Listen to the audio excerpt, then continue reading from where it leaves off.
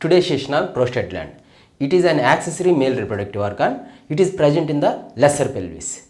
It adds bulk to the semen. That means the secretions from this gland will give contribution to the formation of semen.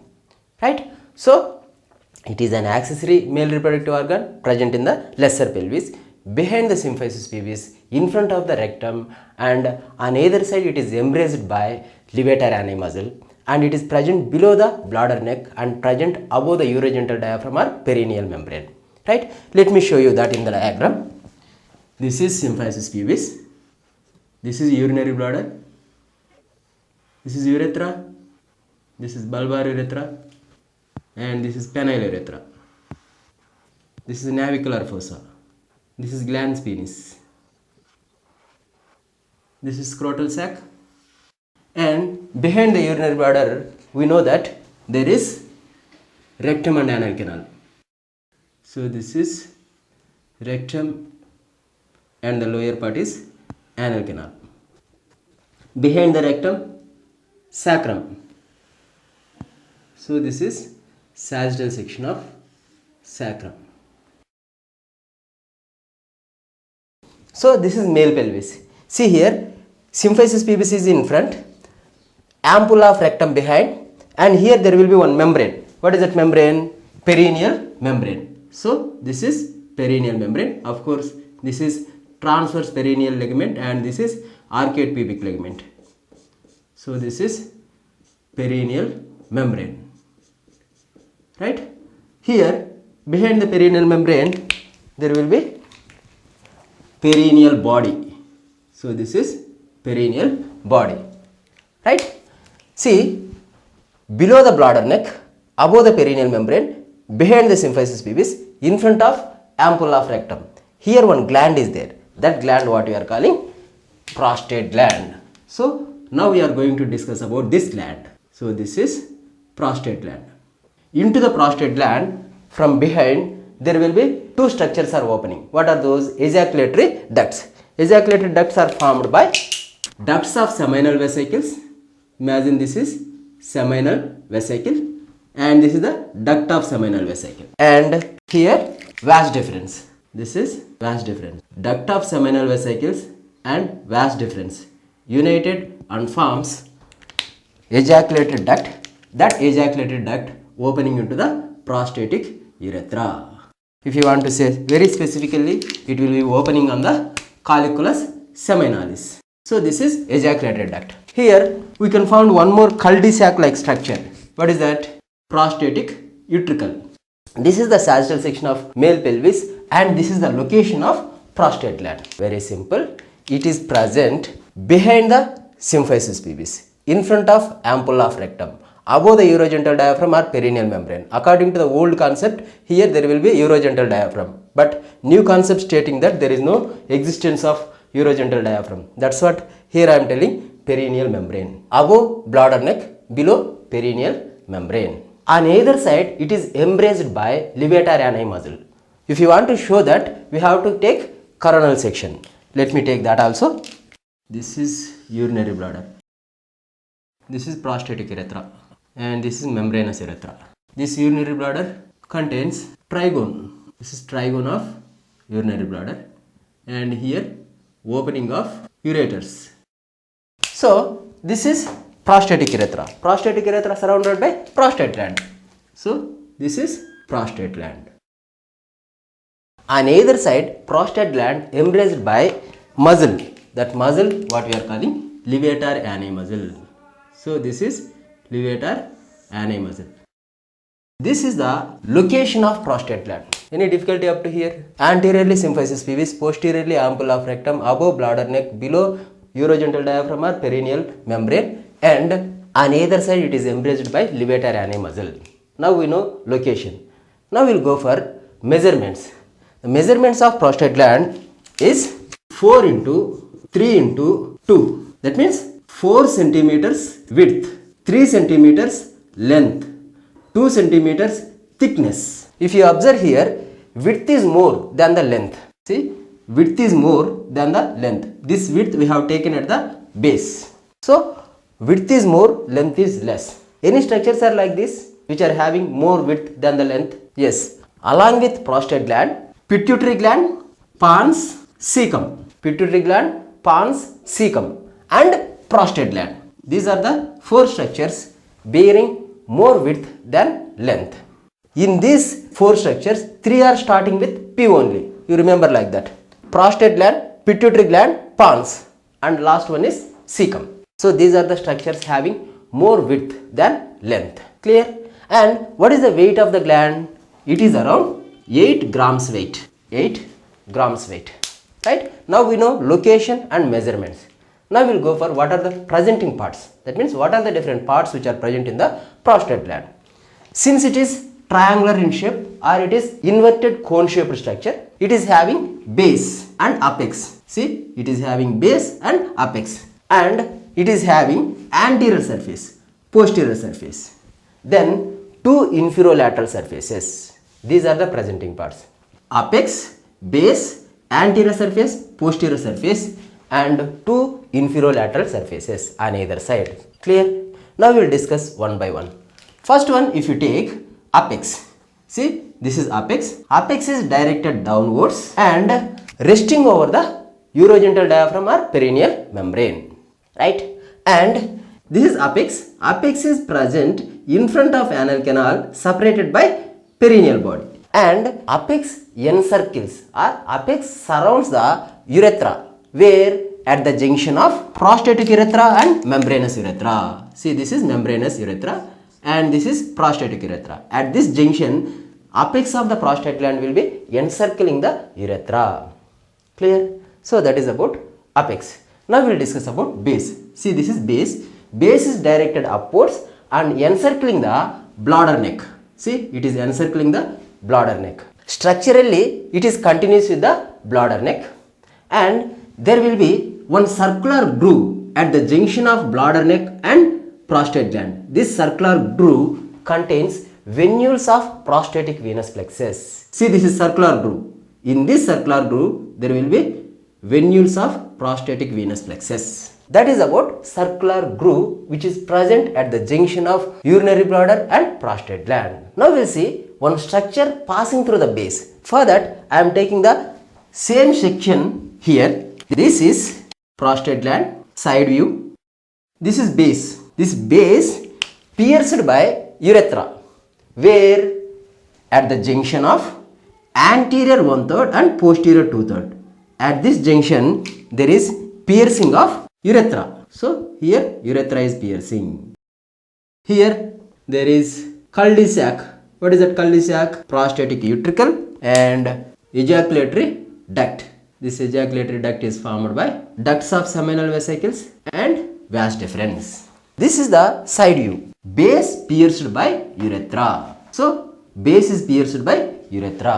Very simple. Base is directed upwards, encircling the bladder neck, and there will be one circular groove in between the bladder and prostate gland. That circular groove contains venules of prostatic venous plexus. Base pierced by urethra at the junction of anterior 1/3 and posterior 2/3. Clear? Then anterior surface. See, this is anterior surface. This anterior surface present behind the lower part of symphysis pubis and upper part of pubic arch. Right? Otherwise, simply remember behind the symphysis pubis. How much behind? 2 centimeters behind. 2 centimeters behind the symphysis pubis. And this 2 centimeters gap between the symphysis pubis and anterior surface of prostate gland filled with fat, because this space, what you are calling retropubic space of Retzius, that you must be studied in the urinary bladder. So this retropubic space of Retzius filled with fat. So anterior surface present 2 centimeters behind the symphysis pubis. Anterior surface of prostate gland and symphysis pubis separated by fibrofatty tissue. Then we will see the features of anterior surface. This anterior surface is convex from side to side and it is very narrow. That means this surface is narrow and convex from side to side. Right? If you want to see that, we can take transverse section of prostate gland. So this is anterior surface. It is narrow. This is anterior surface. This is posterior surface. These two are inferolateral surfaces. Is it? we are talking about this surface. This anterior surface is convex from side to side and it is very narrow. And in the upper part, it is connected with, or it is giving attachment to the ligaments. What are these ligaments? Puboprostatic ligaments. In the upper part, it is giving attachment to the puboprostatic ligament, and in the lower part, it gives passes for the urethra. See, urethra is coming out. See, this is apex. Just above and anterior to the apex, this urethra is coming out from the prostate gland. From where? From the anterior surface. That means after piercing the anterior surface, urethra coming out from the prostate gland. So that is about anterior surface. Then posterior surface. This is posterior surface. To discuss about posterior surface, let me take one more diagram here that will show the posterior surface. That means we are seeing the posterior surface from behind. So that diagram will be like this.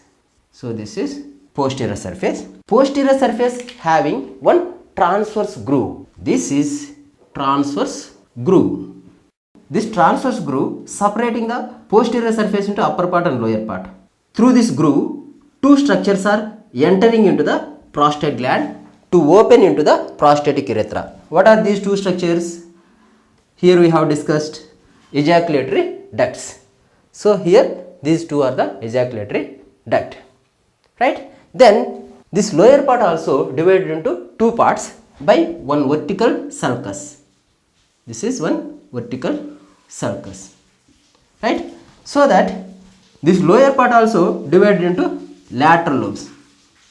These two are the lateral lobes. So these are the features in the posterior surface. Very simple. Posterior surface having one transverse sulcus and one vertical sulcus.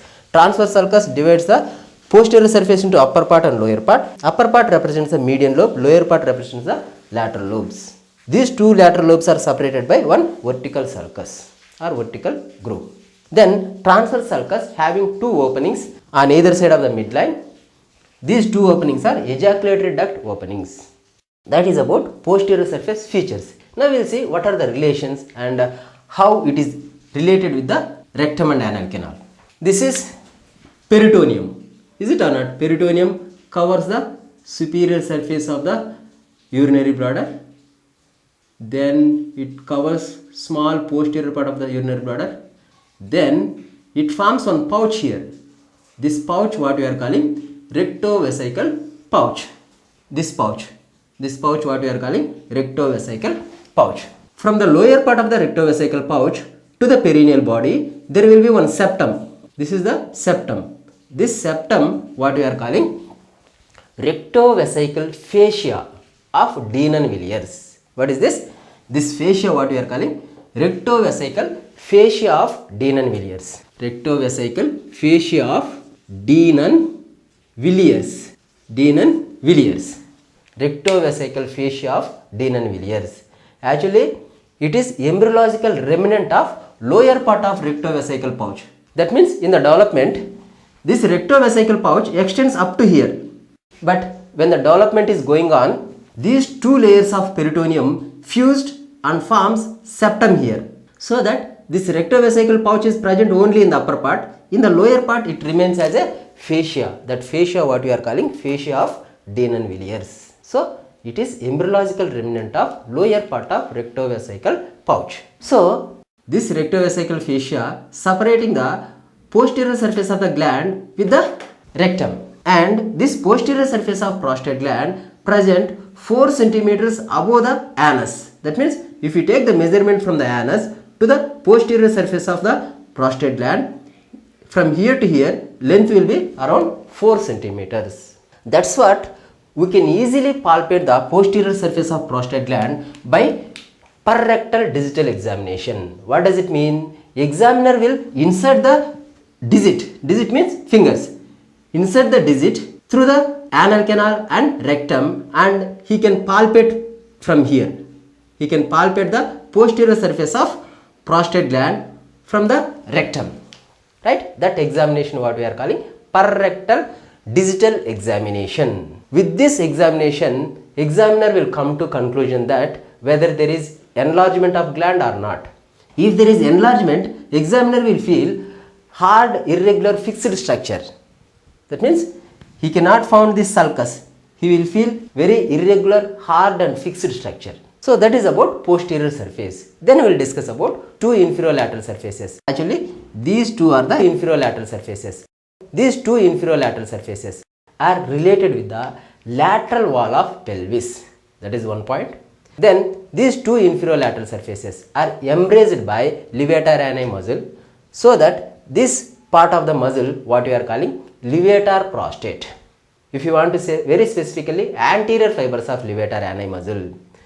This anterior fibers of levator ani muscle act as levator of prostate gland. That's what that part of the muscle what we are calling levator prostate. Then it is in relation with the lateral pelvic wall. Clear? So that is about inferolateral surface. So these are the different parts. Just see once again. This is apex, this is base, this is anterior surface, this is posterior surface, and these are the inferolateral surfaces. These are the inferolateral surfaces. Right? Now we completed presenting parts also. Now we will see what are the different lobes which are present in the prostate gland. See here. Here we can differentiate into three lobes. One lobe is present anterior to the urethra. So this lobe what we are calling anterior lobe. And one lobe which is present above the ejaculatory duct, what we are calling median lobe. And this is the part of the gland which is present below the ejaculatory duct and behind the urethra. This is posterior lobe. Then on either side there will be lateral lobes. So anterior lobe, posterior lobe, median lobe and two lateral lobes. These are the different lobes. Let me show you in this diagram so that I can show you all the lobes in this same diagram. I am taking the section at this level so that I can see urethra also here. So this is urethra, this is urethra, right? And what is this? This one, ejaculatory duct here. This is ejaculatory duct. And what is this structure? Cul-de-sac like structure, prostatic utricle. So this is prostatic utricle. Now this is anterior lobe, that means anterior to the urethra. That means this part is anterior lobe. Is it or not? This is anterior lobe. Then here behind the urethra and in front of ejaculatory ducts, that means this part is median lobe. Is it? Then what is this part? This is lateral lobe. So this is lateral lobe. Actually anterior lobe, it looks like connecting two lateral lobes. Is it or not? See, this is one lateral lobe and this is another lateral lobe. These two lateral lobes are connected by this anterior lobe. That's what this anterior lobe we can also call as isthmus of prostate gland, because anterior lobe doesn't have any secretory elements. It contains only fibromuscular connective tissue. So this is anterior lobe and these two are the lateral lobes. Right? Here there is sulcus. Is it or not? This is posterior surface. This posterior surface having sulcus. These two lateral lobes extends backwards and forms posterior lobe. Actually this posterior lobe is extension of lateral lobes only. See, it is extending backwards like this and forming the posterior lobe. That means this part is posterior lobe. Now you can see all the lobes very clearly here. This is anterior lobe, this is lateral lobe on either side, this is posterior lobe, this is median lobe. If you wanted to see in this diagram, this is anterior lobe, this is median lobe, this is posterior lobe. If you wanted to see in this diagram, this is median lobe, this is lateral lobe and this is lateral lobe. Right? So these are the different lobes which are present in the prostate gland. Now we will see what are the different zones which are present in the prostate gland. According to McNeil, there will be three zones. One zone which is present around the ejaculatory ducts, that zone what we are calling central zone, and one zone which is surrounding the central zone, that is peripheral zone, and one more zone which is present along the urethra. So that zone what we are calling transitional zone, right? Let me show you in another picture. I will show you here. This is side view only. This is urethra, and here ejaculatory duct, and here one more ejaculatory duct will be there, is it? So the part of the gland which is present around the ejaculatory duct, this part of the gland what we are calling central zone. This zone what we are calling central zone, right? Probably it will be developed from the paramesonephric ducts. This is central zone. Clear? Then this remaining part, the present around the central zone, is it? So this zone what we are calling peripheral zone. What is this? This is peripheral zone. This central zone and peripheral zone appears as egg in egg cup. It is like egg. This egg present within the cup, because see, imagine this is peripheral zone. This peripheral zone is looking like cup, and the part which is present around the ejaculatory ducts, this part only central zone, is it or not? See, it is looking like egg and this is looking like cup. This part is present within the cup. So this is looking like cup and this is looking like egg, because in the anterior part it is not glandular tissue, is it? So that's what we are considering, only this part. It is looking like cup. Then along the urethra you can find transitional zone. This is transitional zone. Actually this peripheral zone is most vulnerable for prostatic cancers, and this transitional zone is more vulnerable for prostatic hypertrophy. That means benign hypertrophy of prostate gland. These are the different zones. Very simple. This is central zone, this is peripheral zone, and this is periurethral or transitional zone. This is transitional zone. So these are the different zones. Now we will discuss about what are the different zones according to the structure. There will be two zones, outer zone and inner zone, which contains different glands, that we will discuss now. I am taking the transverse section of prostate gland and I will try to show what are the different zones according to the structure. Same structure I am taking here. This is anterior surface, this is posterior surface, and this is inferolateral surface, and this is urethra. This prostate gland divided into outer zone and inner zone mainly. According to some textbooks there will be innermost zone also, but remember only these two, outer zone and inner zone. Outer zone and inner zone separated by one incomplete capsule, right?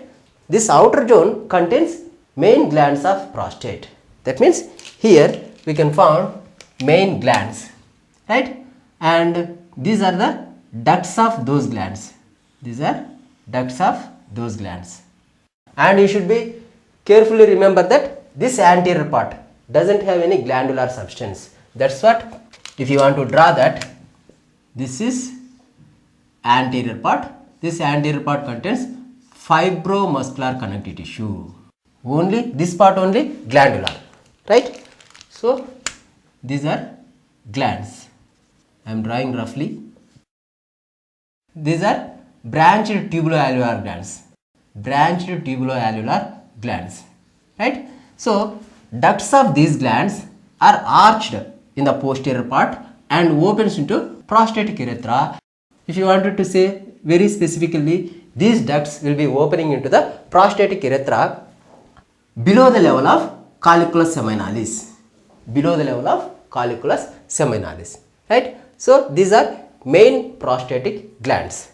Then this zone, what is this zone? Inner zone. Inner zone also contains glands. Those glands are not main prostatic glands, those are submucosal glands, right? So here these are ducts of submucosal glands, and this is glandular substance of submucosal glands. These ducts also opening into the prostatic urethra at the level of colliculus seminalis, right? At the level of colliculus seminalis, these submucosal glands are opening into the prostatic urethra, right? Then This is mucous membrane of urethra, right? So in the mucosa of urethra also there will be some glands. Those glands are mucosal glands. These are mucosal glands. These mucosal glands also opening into the urethra or prostatic urethra above the level of colliculus seminalis. Above the level of colliculus seminalis. These glandular substances are embedded within the fibromuscular connective tissue. This is only histology. Only one sentence you remember very strongly.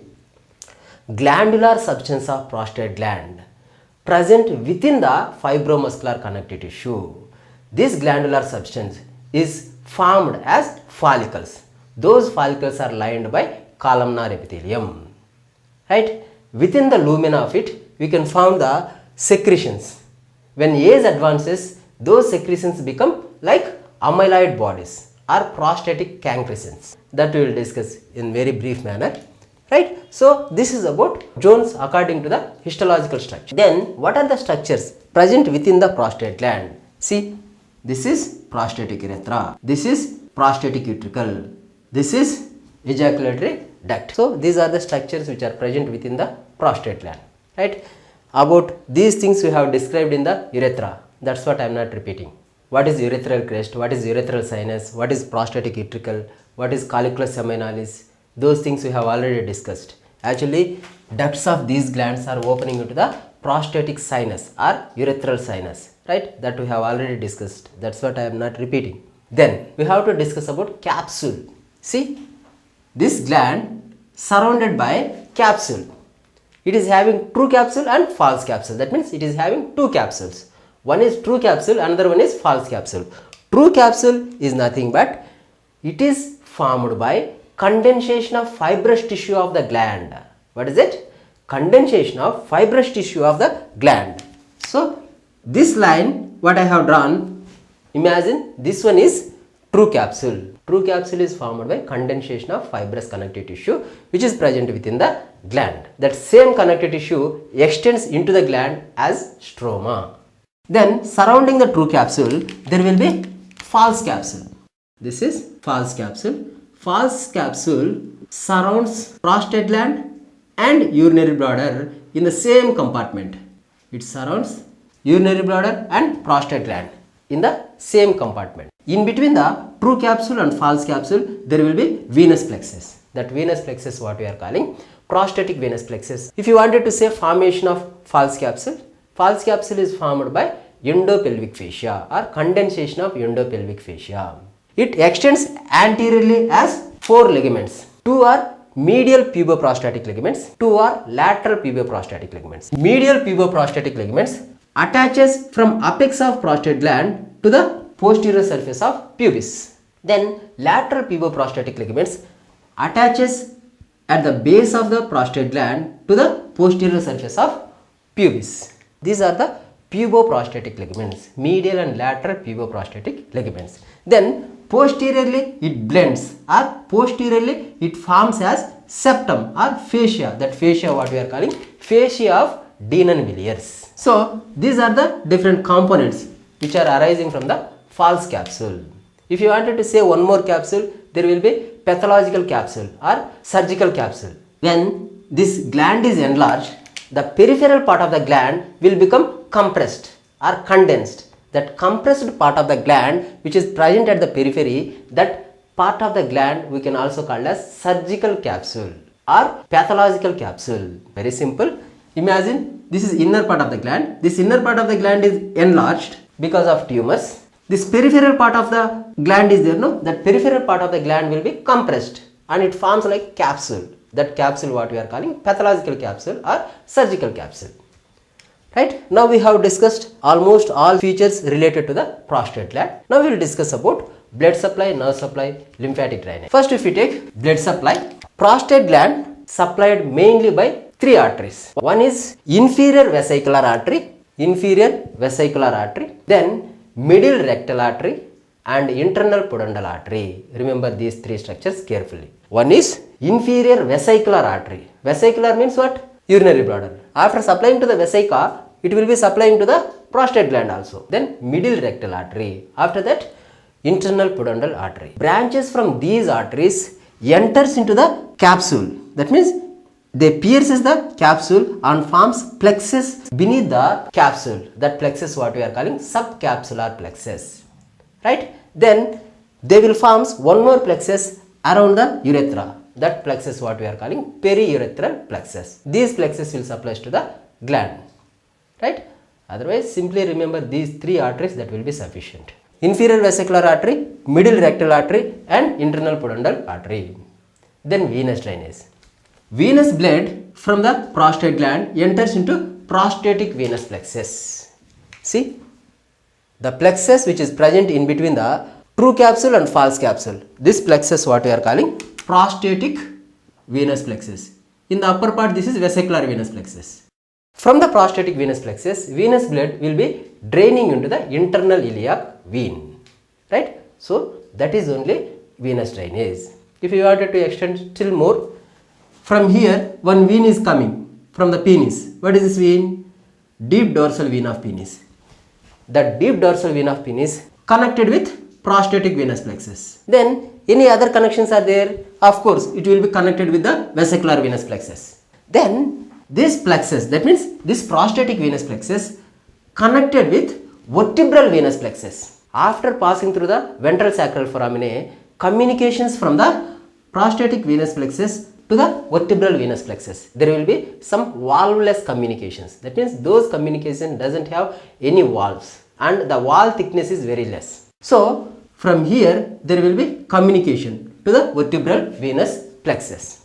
That's what metastasis of prostate gland, that means prostatic cancers, can reach us to the vertebral venous plexus. Through that it may extend to the vertebral column and it may extend to the cranial cavity even. Then here this venous plexus are communicating with the inferior vena cava. Is it or not? Through internal iliac vein. So if there is any cancer in the prostate gland, metastasis or the spread of the cancer can reach us to the lungs and heart also.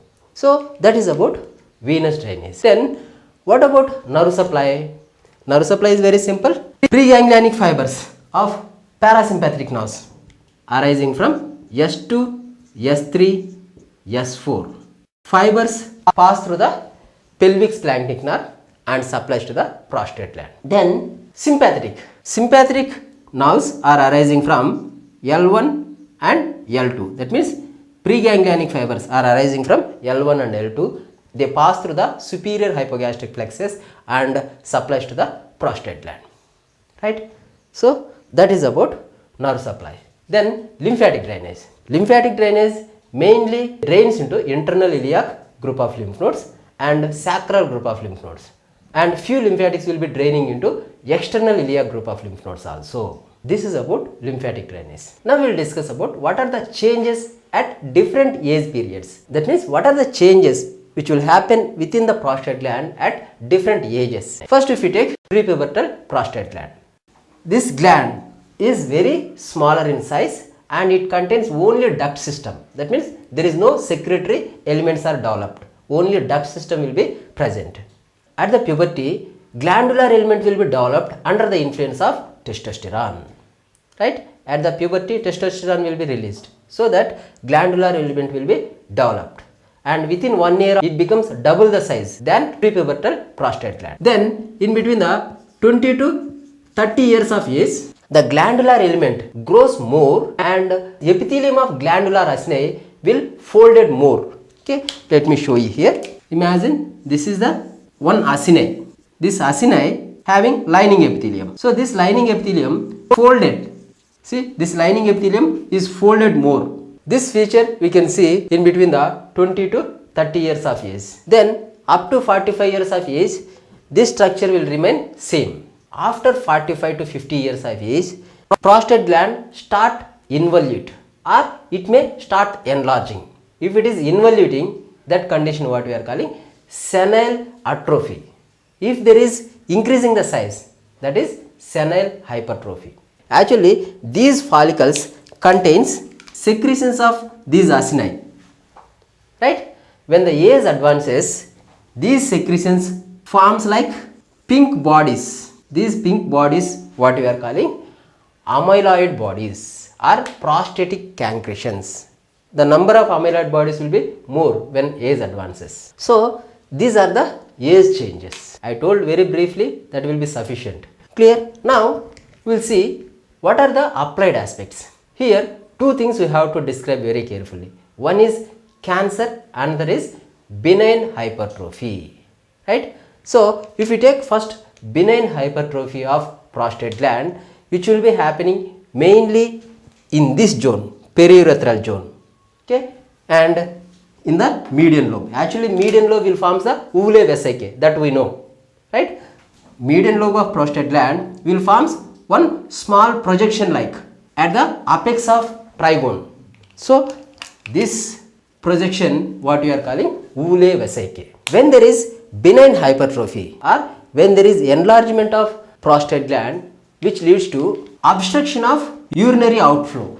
If there is enlargement, there will be compression of internal urethral orifice which leads to urinary retention within the urinary bladder. Along with extension of this gland into the urinary bladder, it forms like a wall.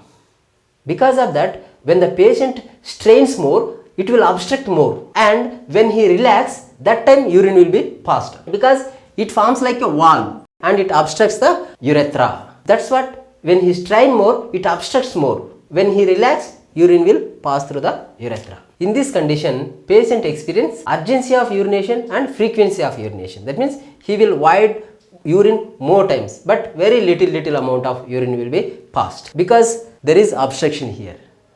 Right? And initiation of urination and stopping of urination will be difficult. In the advanced condition, there will be formation of post-prostatic stagnation of urine. That means, imagine here, this is urinary bladder, this is urinary bladder, this is internal urethral sphincter, this is urinary bladder. Behind the prostate, there will be formation of one pouch. This pouch filled with urine. So this pouch what we are calling post-prostatic pouch of urinary stagnation. Sometimes this urine may infect because of stagnation. Because of obstruction here, this urinary bladder will enlarge and forms like pouch here. That pouch what we are calling post-prostatic pouch of urinary stagnation. Right? Then in case of prostatic cancers, it will happen usually after 50 years of age. Prostatic cancers will occur mostly in the peripheral zone, this zone. In this case, patient experience pain in the perineal region and difficulty in the urination, obstruction of urination, pain in the lower back. Right? So these are the clinical features. Then if there is cancer or benign tumors, what we have to do? We have to remove the prostate gland. That operation what we are calling prostatectomy or resection of prostate gland. Actually, when you are resecting the prostate gland, we will approach in different manners. If you approach through the urinary bladder and if you remove prostate gland, that surgery what we are calling transvesicular resection of prostate gland. If you reach the prostate gland behind the pubis, that approach what we are calling retropubic approach. Then if you approach through the perineum, that is perineal approach. If you approach through the urethra, that is transurethral approach. Mostly prostatic resection will do through the transurethral approach only. Right? When you are doing that, here there will be one internal urethral sphincter. Is it? That internal urethral sphincter should not be damaged. If it damaged, which leads to retrograde ejaculation during the sexual intercourse, which leads to infertility. Then how will you diagnose if there is tumors or carcinoma? There will be increased secretions of prostate specific antigens. Actually, this is one of the content of prostatic secretions. Right? If there is increased amount more than 4 nanograms per ml, which indicates the tumors in the prostate gland, and there will be increased amount of acid phosphatase in the serum. Right? By using this, we can diagnose and we can manage the prostatic cancer patients. If you wanted to give hormonal therapy, what you have to give? You have to give estrogen. Actually, testosterone is stimulating the prostate gland to proliferate and to secrete. So if you administer estrogen, it will inhibits the secretion of prostate gland and growth of prostate gland. So these are the few applied aspects related to the prostate gland. Now we will discuss about histology of prostate gland. It is very simple. Secretory acini present within the fibromuscular connective tissue. That means that connective tissue made up of fibrous tissue and smooth muscle fibers, right? So if you wanted to draw that, see, this is acini, this is secretory acini, and imagine this is another secretory acini. These secretory acini are lined by columnar epithelium. These are nuclei of columnar epithelium. In between these follicles, we can find connective tissue. This connective tissue made up of smooth muscle fibers and fibrous tissue. That's what this connective tissue, what we are calling fibromuscular connective tissue. This is fibromuscular connective tissue. Within the connective tissue, we can find the ducts of prostate gland, right? And this is acini. Within the acini, we can find the secretions. Those secretions, what we are calling prostatic secretions. And some of these acini contains some amyloid bodies.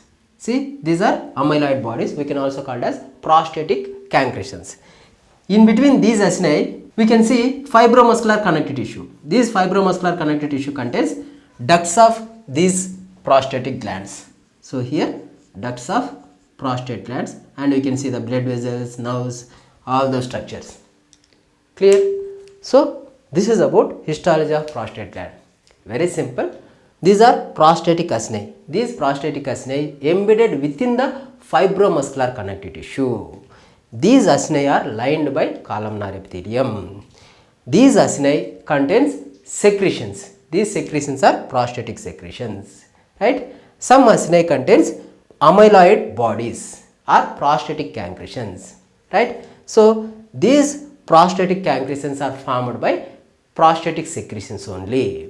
When age advances, these amyloid bodies or prostatic cancretions will increases its number. That means number of prostatic cancretions or number of amyloid bodies will be more when age advances. So that's it about histology of prostate gland. If you wanted to complete the diagram, you can draw columnar epithelium of this acini.